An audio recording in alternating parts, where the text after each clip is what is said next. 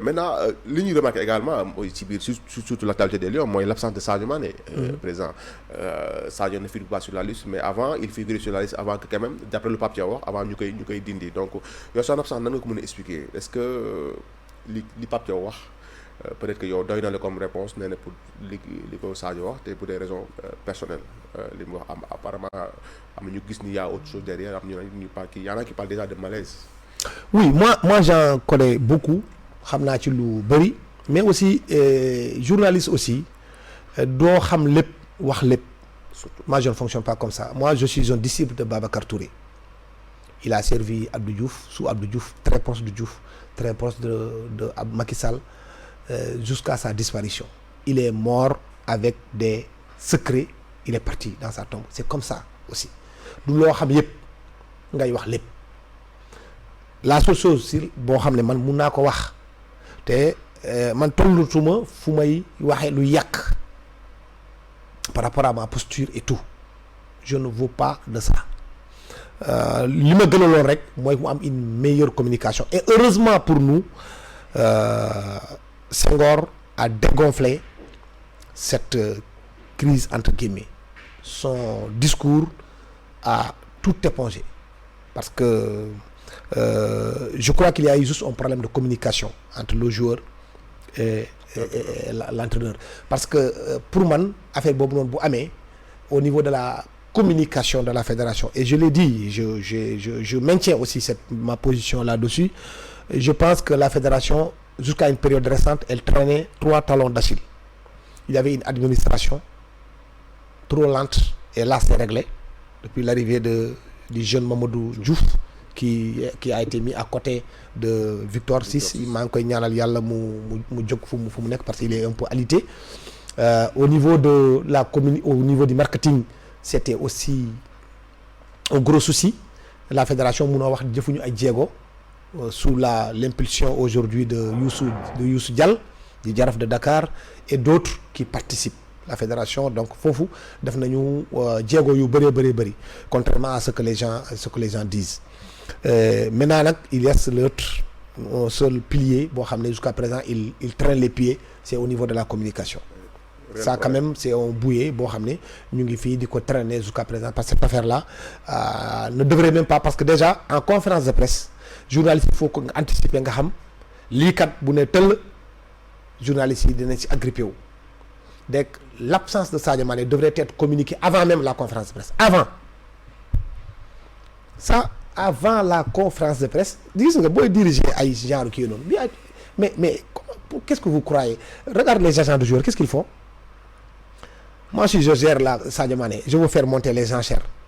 damay jékki-jékki ma woo Salif ma ne ko écoute Sadio il y a Real de Madrid moo ngi derrière lui hein. Le Real court derrière Sadio. Après nag léegi yow tu es très content en tant que journaliste j'ai le scoop comme on dit chez nous nga taw bind sa papier exclusivité gaa yi nekk ndawal xoolal man maay monter loo affaire yi quelques jours après Real ne dit rien ma wax mais bon écoutez je crois que ma woowaat quelqu'un d'autre le gars yi la bindoon nañu kii bii nii mais en réalité je te donne la bonne information je crois que Real il y a quand même Bayern Dominique qui veut doubler le Real quoi nga ne ko non la piste Madrid ne va pas prospérer affaire bi léegi Sadio fële la jëm nga yëkkatiwaat foofu encore tu vois c'est comme ça que les gens procèdent. Ça fait partie de la communication ça fait partie de le travail loolu il faut nga xam ko donc da ngay gis benn affaire benn transfert jour chaque jour que je fais nga dégg si benn affaire alors que c'est son camp qui alimente ça jokk journaliste yi parce que aussi ñun aussi suñu métier comme disait Hubert Beuve-Mori c'est le contact et la distance journaliste bu amul contact bu amul entre-gens bu amul comment on appelle ça encore carnet d'adresse de journalistes aussi bien en politique qu'autre les hommes politiques là qui les rencontrent dans les bars dans les restaurants partout c'est eux qui te donnent des informations et après nag nga garder la distance aussi parce que c'est compliqué cette affaire là contact et distance il te dit c'est contact et distance bi il le dit parce que pour que tu ne chopes pas ce qu'on appelle le syndrome de Stockholm maanaam dem ba benn moment dootoo mun a waxati dara ci Amadou Kane tellement vous avez des relations poussées dootoo mun a waxati dara ci Abdoulaye Seydou Sow dootoo mun a waxati dara ci Madi Touré dootoo mun a waxati dara ci Augustin Senghor c'est ça qu'on appelle le syndrome de Stockholm c'est-à-dire des ravisseurs foofu la jógee nga kidnappé benn xale bi dem ba nekk sa xarit bëggatul dara ci kidnapping bi donc moi à mon niveau là pour revenir sur le cas Sadio moi je crois que le principal problème il a été un problème de communication et quand il pousse l'entraîneur à bout nous sommes des journalistes quand le jour entraîneur bi bu demee ba benn mois ne moi oui des trucs personnels ça ne m'intéresse pas je suis là pour le groupe mais moi quand je suis journaliste c'est de la matière c'est aussi simple que ça c'est-à-dire que c'est pourquoi je te dis que l'affaire ne devrait même pas arriver en conférence Pape Thiaw quand même ça veut tout dire non mais loolu la xam nga boo nekkee journaliste Pape Thiaw bu waxee loolu mais yow am nga matière surtout fu muy naan il préfère prendre des joueurs qui prêts à porter le maillot avec fierté mais c'est ce que je te dis tout ça c'est des langages c'est des éléments de langage yoo xam ne waroon nañ ko préparer à l'avance et comme je te le dis l'affaire Sadio Mané ne devrait pas arriver en conférence de presse journaliste yi yëg ko avant waroon nga woo Birane Adi Cissé wala nga woo Mor Bassine wala nga woo je ne sais pas moi Soda Thiam Soxna Fall quelqu'un d'autre nga jox ko affaire bi ñu génne ko donc journaliste yi balaa ñu ñëw dañu Sadio moom déjà c'est clair Sadio sera absent après tu dis pour des raisons familiales ou des raisons de trucs et puis kooku tamit aussi gars yi waroon nañ ci waxtaan mu jeex takk mu bañ a indi ay dafay mel ni c'est des cachets parce que da ngay sóoraale surtout man côté boobu laay wax c'est pas Sadio c'est pas le staff c'est pas la fédération mais surtout les joueurs parce que ay nawle lañu et joueurs yi dañuy bàyyante xel bu baax ay nawle lañu donc bu demee ba benn moment il faudrait faire en sorte que joueurs yi ñu bañ a am impression qu'il y a passe droit pour quelqu'un bu melee ni day am passe droit pour quelqu'un rek kii bi ni l'équipe day disloqué wu si vous vous souvenez y a eu une année boo xam ne les gens ont cru que Sadio Mané dañ ko jox chambre am à lui tout seul mais loolu c'est un problème de communication même ku xamul dara ci équipe nationale c'est que par binôme la équipe nationale Sénégal par binôme mooy ñaari joueurs ñooy bokk néeg donc soo yóbbee 23 joueurs ñaari joueurs ku nekk suñu bokkee néeg ñaar xanaa dina am kenn koo xam ne du bokk néeg année boobu Sadio Mané moom mujjewul ñëw moom moo nekk kese dans sa chambre comme il y a une année je crois c'était Kara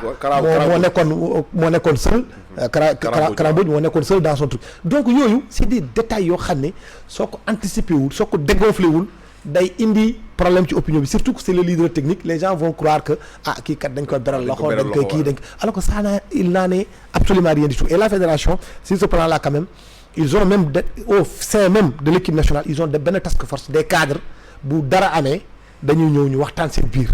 ne ñun lii mooy suñu position ñu waxtaan ñeneen ñuy jox leen aussi kii boobu noonu gëdd boobu yeneen ñuy waxtaanee cadres yi Sadio si la bokk Kalidou si la bokk Idi si la bokk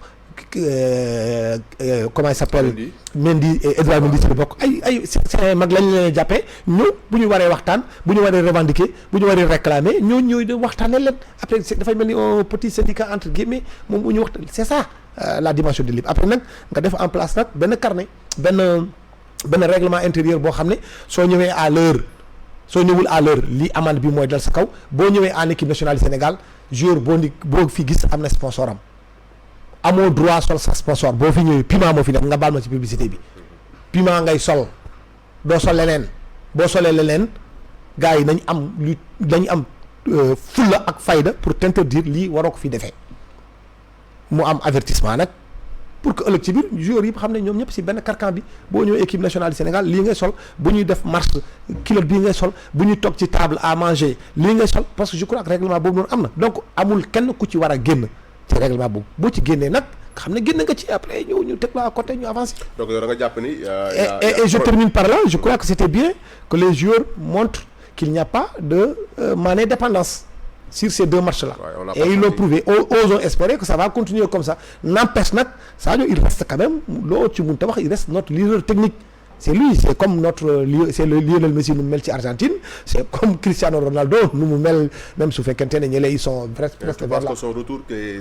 c'est possible et comment organiser son retour également. Non mais loolu c'est ce que je dis loolu c'est il faut faire preuve d'intelligence. OK. waxtaan ak joueur bi waxtaan ak cadre yi waxtaan ak kii j'ose espérer qu'il n'y a aucun problème. Ouais, donc comme moi je te l'ai dit donc kooku c'est très important parce que c'est quelqu'un aussi qui est respecté dans les vestiaires, qui est respecté en dehors des vestiaires, qui est respecté auprès de l'opinion publique. comprendre yooyu communication mooy yàq lu bëri. mais président est-ce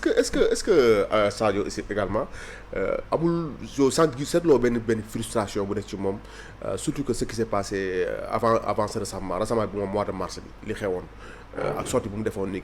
moom il est le plus critiqué yu mel noonu est-ce que sentiroon ni gisoon am na benn frustration bu à son niveau. mais loolu y a question yi ñëw. non loolu son absence aussi. am nga loolu journaliste bu posé loolu am na droit laajte loolu par exemple Sadio Mané bu génnee. ci ñuy war a dem ñu jouer fii contre le Congo je crois on fait un match nul 1 but partout moom il est suspendu pour le match contre la Mauritanie demul mu génn mu commencé wax ci système de jeu alors qu'on a quand même une finale entre guillemets contre la Mauritanie c'est des écarts de langage moi je ne partage pas ça deuxièmement tu reviens tu dis vous ne me demandez pas ça mais moi je le dis donc tu te dis soit le joueur il dit parce que peut-être qu'il en a parlé dans les vestiaires il en a parlé en privé avec l'entraîneur bi sa tête il dit man xaaral ma génn su ma génnee ma waxee ko nii peut-être que opinion publique bi dina xam donc ma alerter pour ëllëg ci biir dara bu amee ñu bañ a wax ne ñun kat waxuñu ko woon tu peux l'interpréter c'est de l'interprétation mais je veux dire Sadio fu mu toll c'est comme Kalidou Koulibaly c'est comme Idrissa Gana Gueye il faut ñu xam dimension fu ñu toll ci équipe bi c'est des cadre nag dafa am loo xam ne dafa war a génn sa gémmiñ am loo xam ne warul génn sa gémmiñ loo ci mënta waxee ko ci biir vestiaire communication c'est pas de l'information da ngay ñëw ni communication c'est que tu as une chemise jaune je vais croire à l'opinion elle n'est pas jaune elle est blanche c'est ça la com ça n'a rien à voir c'est-à-dire que y a quelque chose loo xam lii laa leen bëgg woon damay fexe ba doo leen xool feneen lii rek ngeen di xool loolu c'est extrêmement important c'est pourquoi joueurs yu bëri malheureusement chez nous au Sénégal joueurs yi du ñu xool loolu duñu wut quelqu'un qui s'occupe de leur communication mais Lionel Messi bu waxee ren balaa muy waxati déwén. c'est vrai gaawul wax de. mais Lionel Messi il dit ce qu'on lui demande de dire da koy waxee day choisir même le journaliste qui l'interviewe je te donne même l'exemple je te rappelle même l'exemple de Zinedine Zidane quand il y a eu le coup de boule contre Materazzi. France ñëpp mer. Non, Zidane, il ne peut pas sortir. Et c'est son dernier geste. C'est le dernier match de Zinedine Zidane en équipe nationale de France. Finale Coupe du Monde. Tu marques une panenka. C'est des kilos. Devant le meilleur gardien de but au monde. Buffon. Dernière minute, tu laisses ton équipe. Parce que c'était le leader technique. C'était le meilleur joueur au monde à ce moment-là. Comprendre. Parce qu'un joueur t'a insulté ou a insulté ta sœur. Tu lui donnes un coup de tête. Mais Zidane, qu'est-ce qui s'est passé? Il a choisi qui? Dem si yàlla Michel Denisot. Il a choisi quel organe de presse? Il a choisi Canal. Michel Denisot était en vacances dans une île. On lui a envoyé un jet privé. On lui a donné le canevas. Question yi nga koy laaj. Question yi lay Zidane di tontu. Mais quel est le journaliste au monde qui va refuser d'avoir Zidane en exclusivité sur un plateau? Personne. Ah bon? Et l'objectif de Zidane, il dit quand de Zidane, c'était quoi? C'était juste baalu les éducateurs et les enfants. Parce que xale comme Sadio Mané tey jii man sama doom boo tuddee Sadio Mané il va croire que Sadio Mané lu mu def yëpp lu baax la donc Sadio Mané s'il voit Sadio Mané joxe un coup de boule buy football moromam day yaakaar ne aussi c'est une possibilité il peut faire ça donc Zidane il fallait qu'il présente ses excuses aux éducateurs et aux enfants. Mais il a refusé de présenter ses excuses à Materazzi. Même moi, je ne suis pas d'accord avec ce qu'il a fait. Je ne suis même pas d'accord avec l'attitude de la presse française parce que le fait, si tu es joueur de football, tu as joué en Italie, tu as un caractère provocation pour italien. Pendant 5 ans, il football, tu joues à la Juventus de Turin, tu te permets de dire oui, Dieu a insulté ma soeur et je lui ai donné un coup de boule. Mais il faut que so bëggul loolu da ngay génn terrain bi loolu day am provocation il y a tout donc il a pété les plombs c'est ça qu'il fallait accepter mais n'empêche quand même ils ont organisé toute une communication derrière pour lui permettre de sortir de cette image là parce que ñu bañ a garder image boobu de Zinedine Zidane on préfère retenir l'autre Zidane ce magicien là du football celui qui a ramené la première coupe du monde à la France donc c'était ça l'objectif de son camp et ils l'ont réussi en prenant Michel Denisot et en faisant leur communication au niveau de Canal.